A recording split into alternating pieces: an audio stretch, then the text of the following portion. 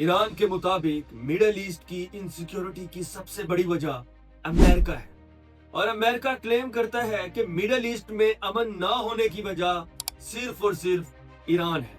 मगर इन दोनों में से सच पर कौन है?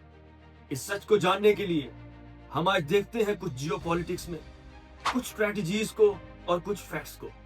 ईरान कहता है कि इस खित्ते में बॉम्बिंग से, सैंक्शन से, टैरिफ से कभी भी अमन नहीं आ सकता। अगर अमेरिका और इजराइल इस रीजन में कॉन्टिन्यूअस अटैक करते रहेंगे तो फिर पीस नहीं आएगा। लिहाजा मिडल ईस्ट की कंट्रीज को चाहिए कि वो अपनी रीजनल सिक्योरिटी की परवाह खुद करें, अपनी रीजनल सिक्योरिटी का जिम्मेदार और अपना फैसला खुद करें, ना कि वाशिंगटन आकर डिसाइड करे कि मिडल ईस्ट की सिक्योरिटी कैसी होनी चाहिए।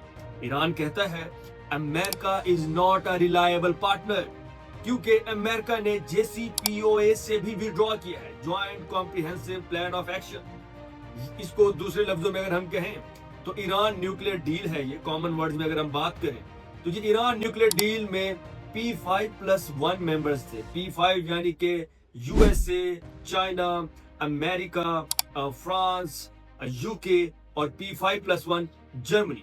तो इस न्यूक्लियर डील में USA भी इसका मेंबर था ताकि ईरान के साथ मीडिएशन हो और ईरान अपनी न्यूक्लियर एनरिचमेंट ना करे।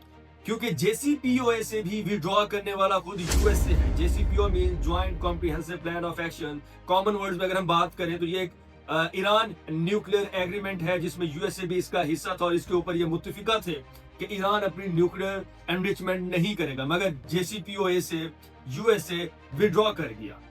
टेबल टॉक्स होती हैं, डिप्लोमेसी होती हैं, मगर USA बार बार उसकी वायलेशन करता है और एग्रीमेंट्स के ऊपर भी स्ट्रिक्ट नहीं रहता और एग्रीमेंट करने के बावजूद भी USA ईरान के ऊपर अटैक्स करता है। इसलिए ईरान कहता है इस मिडल ईस्ट में इनसिक्योरिटी की रीजन USA खुद है और मीडिएशन के बाद, एग्रीमेंट्स के बाद उनको तोड़ने वाला, उनकी वायलेशन करने वाला भी USA खुद है। इसके अलावा ईरान क्लेम करता है कि सिर्फ USA ही नहीं बल्कि इजराइल भी उतना ही इसमें इंक्लूडेड है, इजराइल भी उतना ही रिस्पॉन्सिबल है, क्योंकि इजराइल ने गजा के ऊपर अटैक किया, इजराइल ने यमन में स्ट्राइक की, इजराइल ने सीरिया में ऑपरेशंस किए और इजराइल ने ईरान के ऊपर अटैक किया। तो इजराइल ने ही इस मिडल ईस्ट की रीजन में इनसिक्योरिटी प्रोवाइड की। ईरान ये भी कहता है कि दुनिया मल्टीपोलैरिटी की तरफ जा रही है और अमेरिकन ऑर्डर ऑफ यूनिपोलैरिटी जो है ये आहिस्ता आहिस्ता खत्म हो रहा है। लिहाजा मिडल ईस्ट की स्टेट्स को चाहिए कि वो मल्टीपोलैरिटी की तरफ शिफ्ट हो, यानी कि मल्टीपोलैरिटी में रशिया ग्रो कर रहा है, चाइना ग्रो कर रहा है, SCO ग्रो कर रहा है, ब्रिक्स ग्रो कर रहा है। लिहाजा मिडल ईस्ट कंट्रीज को इन मल्टीपोलैरिटी की इमर्जिंग पावर्स के साथ कोलैबोरेशन करनी चाहिए और मल्टीपोलैरिटी का हिस्सा बनना चाहिए, ना कि सिर्फ रिलाय करना चाहिए USA के ऊपर। ये तो सारे क्लेम्स थे ईरान की तरफ से। तो क्या ये सारे क्लेम सच हैं? तो हम कह सकते हैं पार्शली यस, पार्शली ये सारी चीजें ईरान की तरफ से ठीक थी, मगर ईरान भी मासूम नहीं है। ईरान कहता है फॉरेन इंटरवेंशन नहीं होनी चाहिए, मगर ईरान खुद हिजबुल्लाह, हमास, सीरियन मिलिशियास को भी सपोर्ट करता है, बैक करता है और उनका इल्जाम अपने सर लेता है। दूसरी तरफ ईरान कहता है कि वाशिंगटन को इस रीजन में इंटरफेरेंस और इंटरवेंशन नहीं करनी चाहिए और साथ ही साथ ईरान खुद लेबनान में, सीरिया में अपनी इंटरवेंशन शो करता है। तो इस बात से ईरान की क्रेडिबिलिटी कम हो जाती है और ईरान खुद भी कहीं ना कहीं इस मिडल ईस्ट की इनसिक्योरिटी में उतना ही इन्वॉल्व है जितना इजराइल और जितना अमेरिका।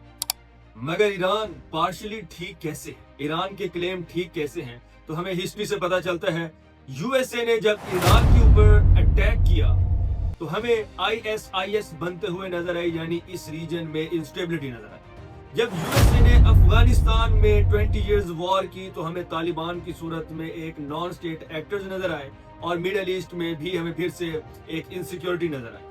फिर USA ने लेबनान में इंटरवेंशन की और अब ईरान में अटैक्स कर रहा है।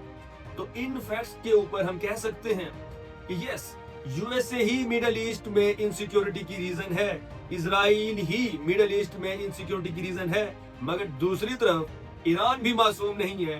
ईरान भी उतना रिस्पॉन्सिबल है क्योंकि ईरान हमास को हुतीस को, हजबुल्ला को, सीरियन मिलिशियाज को भी बैक करता है, सपोर्ट करता है। और ये ब्लेम भी ईरान के सर पर है कि ईरान भी इंस्टेबिलिटी मिडल ईस्ट में क्रिएट करता है। अगर तो ईरान का दिया हुआ complete road map for middle east countries apply हो जाता है, जिसमें वो कहता है कि वाशिंगटन को सिक्योरिटी नहीं चेक करनी, मिडल ईस्ट की कंट्रीज को खुद डिसाइड करना है कि उनकी रीजन की सिक्योरिटी क्या होगी।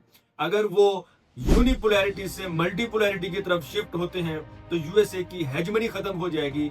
अगर ये रोड मैप अप्लाई हो जाता है, इंप्लीमेंट हो जाता है, तो फिर पीस के कुछ चांसेस हैं, मगर पीस फलस्तीन के मसले के बगैर पॉसिबल नहीं है। जब तक फलस्तीन का मसला रहेगा, इस मिडल ईस्ट में इनसिक्योरिटी रहेगी, इसमें अमन नहीं रहेगा। Attacks, Wars, proxies, sanctions, bombings continue रहेंगे।